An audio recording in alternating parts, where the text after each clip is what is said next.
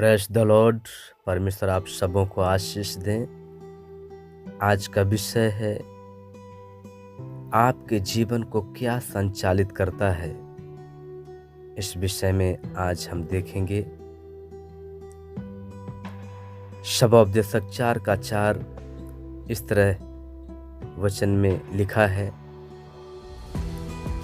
तब मैंने सब परिश्रम के काम और सब सफल कामों को देखा जो लोग अपने पड़ोसी से जलन के कारण करते हैं, यह भी व्यर्थ और मन का कुढ़ना है। अनेक लोग दोष भाव के द्वारा चलाए जाते हैं। वे अपना सारा जीवन अपने दुखों से भागने में और अपने कलंक को छिपाने में ही गुजार देते हैं। अपराध भावों वाले लोग यादों के द्वारा चलते हैं।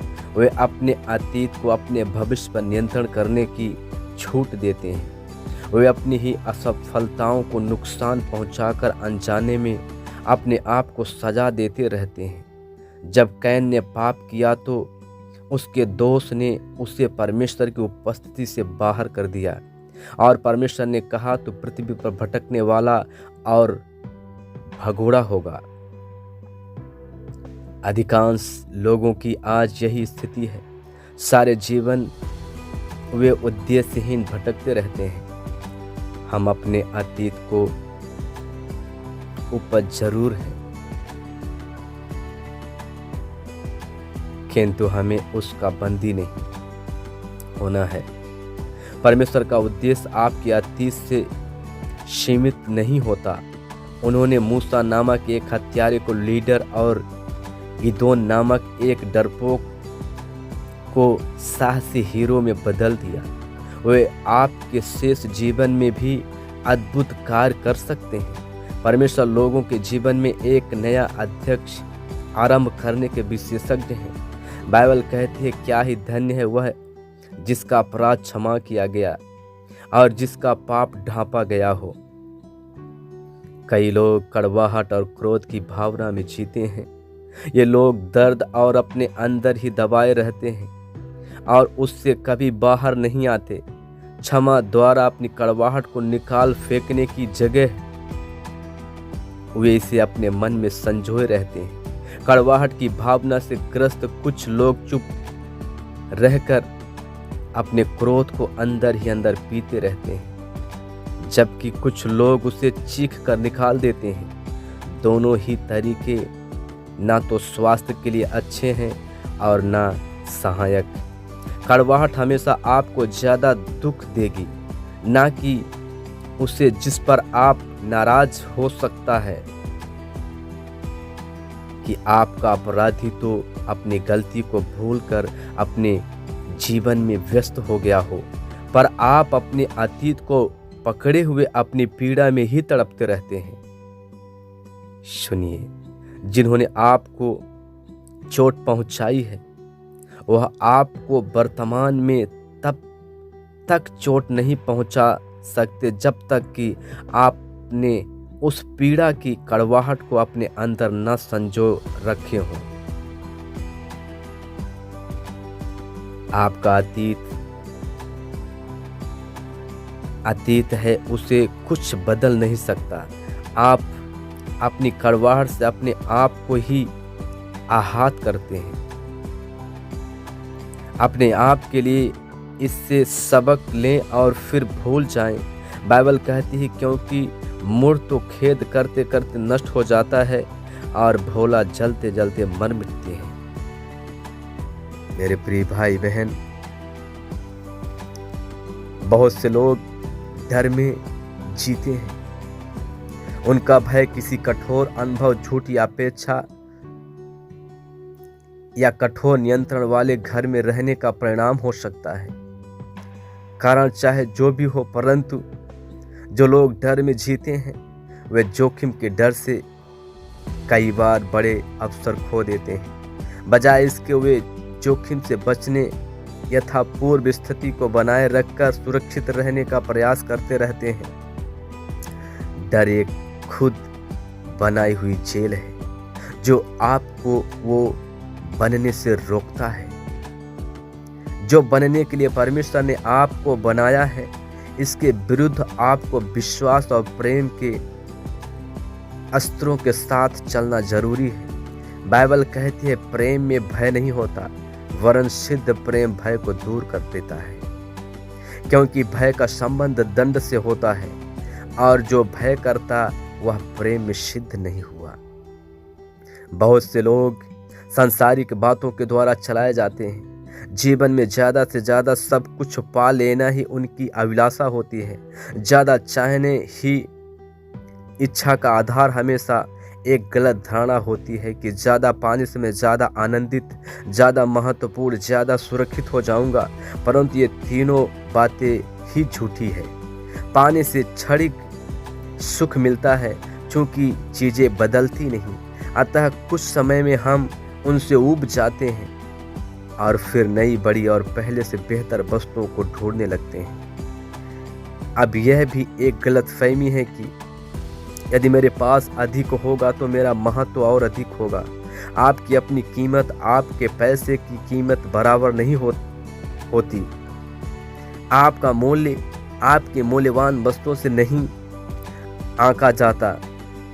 और परमेश्वर कहते हैं कि जीवन में सबसे मूल्यवान वस्तु सिर्फ वस्तु नहीं होती। धन के विषय में सबसे अधिक सामान्य गलतफहमी यह है कि अधिक धन हमें अधिक सुरक्षा देता है। ऐसा नहीं है। विभिन्न अनियंत्रित कारणों से संपत्ति खो सकती है। सच्ची सुरक्षा केवल उसमें पाई जा सकती है जो आपसे छीनी ना जा सके, और वो है परमेश्वर के साथ आपका संबंध। बहुत से लोगों को जीने के लिए रजामंदी की जरूरत होती है।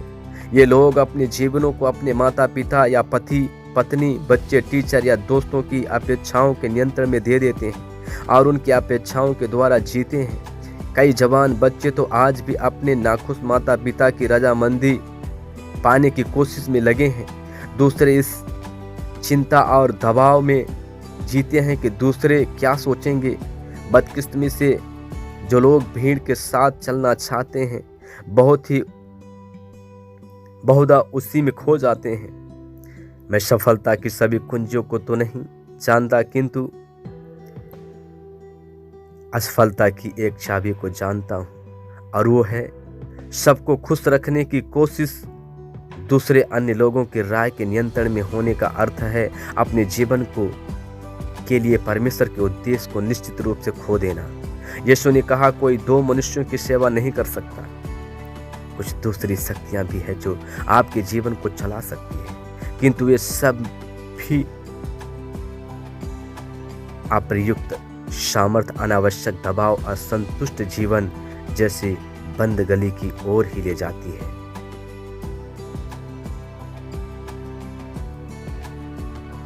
मेरे प्रिय भाई बहन, परमेश्वर हमें जो बनाना चाहते हैं उसे हम समझने पाए। संसार की तमाम बातों में हम खो न जाएं। उद्देश्य का ज्ञान आपको अनंत काल के लिए तैयार करता है। अनेक लोग अपना जीवन पृथ्वी पर संपत्ति जुटाने में ही बिता देते हैं।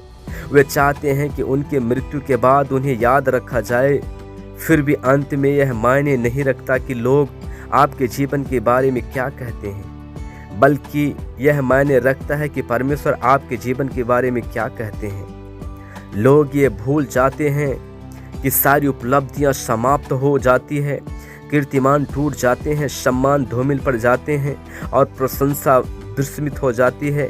प्रख्यात मनोवैज्ञानिक डॉक्टर जेम्स डॉर्सन जब कॉलेज में थे तो उनका लक्ष्य अपने विद्यालय में टेनिस चैंपियन बनने का था। जब उनकी ट्रॉफी विद्यालय के शोकेस में रखी गई तो उन्हें स्वयं पर गर्व हुआ। कुछ वर्ष पश्चात किसी ने उन्हें वह ट्रॉफी डाक द्वारा भेजी जो उसने विद्यालय की मरम्मत के समय कचरे के डिब्बे में पाई थी। जिनने कहा पर्याप्त समय दिया गया तो आपकी सारी ट्रॉफियां किसी अन्य के द्वारा कचरे के डिब्बे में फेंक दी जाएगी। संसारिक संपदा बनाने के लिए जीना बुद्धिमानी नहीं है। बुद्धिमानी तो इसमें है कि समय का उपयोग अनंत संपदा जुटाने के लिए किया जाए। मेरे प्रिय भाई बहन, इस बात को हम समझने पाए। पृथ्वी आपको इसलिए नहीं रखा गया कि आपको याद किया जाए, बल्कि आपको यहाँ इसलिए रखा गया है ताकि आप अनंत काल के लिए तैयार हो सकें। अनंत जीवन में प्रवेश से पूर्व एक दिन आप परमेश्वर के सामने खड़े होंगे और वहां आपके जीवन की समीक्षा करेंगे और अंतिम परीक्षा लेंगे। बाइबल कहती है हम सब के सब परमेश्वर के न्याय सिंहासन के सामने खड़े होंगे। इसलिए हम में से हर एक परमेश्वर को अपना अपना लेखा देगा। सौभाग्य की बात तो यह है कि परमेश्वर यह चाहते हैं कि हम इस परीक्षा में पास हों, और इसलिए उन्होंने ये प्रश्न हमें पहले ही दे दिए। बाइबल से हम उन 2 प्रामाणिक प्रश्नों को जान सकते हैं जो परमेश्वर हमसे करेंगे। पहला, तुमने मेरे पुत्र यीशु मसीह के साथ क्या किया? परमेश्वर आपको धार्मिक पृष्ठभूमि या सैद्धांतिक मत के विषय में प्रश्न नहीं करेंगे। आपसे केवल यही पूछेंगे, क्या आपने उस कार्य को स्वीकार किया जो यीशु मसीह ने आपके लिए किया, और क्या आपने उनमें विश्वास करना और उनसे प्रेम करना सीखा? यीशु ने कहा, मार्ग, सत्य और जीवन मैं ही हूँ, बिना मेरे द्वारा कोई पिता के पास नहीं पहुँच सकता। मेरे प्रिय भाई बहन, मेरी यही हार्दिक लालसा और इच्छा है कि हम प्रभु के उन वचनों को, प्रभु के उन कलाम को अपने हृदय में अधिकाई से बसने दें और उस संपदा को हम जुटाने के लिए परमेश्वर की हजूरी में अपने आप को सौंपने पाए, ताकि परमेश्वर की इच्छा हम पर पूरी होने पाए। प्रभु इस वचन के द्वारा आशीष देने पाए। प्रभु आशीष दे। God bless you.